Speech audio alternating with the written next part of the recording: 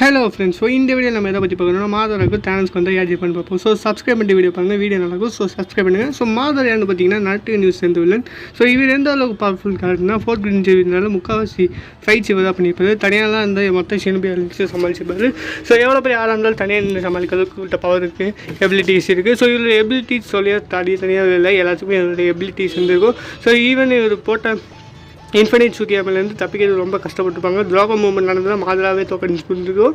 So அதுவே தேனஸ் வந்து பார்த்திங்கன்னா அதே கதை தான், ஒரு ஓபிஎஸ் வில்லனின் மார்வெல் யூனிவர்ஸ். ஸோ இவர் எந்த அளவுக்கு பவர்ஃபுல் நம்ம எல்லாத்துக்குமே தெரியும். ஸோ மார்வெல் யூனிவர்ஸ் பொறுத்தளவுக்கு இவரை பார்த்து பயப்பட ஆளே இல்லை.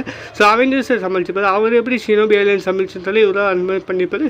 ஸோ இவர்கிட்ட இன்ஃபினிட்டி கார்டன் தான் மாதரா அசால்ட்டே ஜெயிச்சுவார். ஸோ மாதரா கிட்ட சுக்கியாமே இருந்துச்சுன்னா தேனஸ் ஜெயிச்சுவார். ஸோ எப்படி பார்த்தாலும் ரெண்டு பேர்ட்டும் வீக் பாயிண்ட்னு இருக்குது. ஸோ எனக்கு யார் ஜெயிப்பான்னு தெரியல, நீங்களே சொல்லுங்கள் யார் ஜெயிப்பான்ட்டு. ஸோ வீடியோ பிடிச்சா லைக் அண்ட் சப்ஸ்கிரைப் பண்ணுங்கள். பைக்கு ஸோ சப்ஸ்கிரைப் பண்ணிட்டு வீடியோ ஸ்கிப்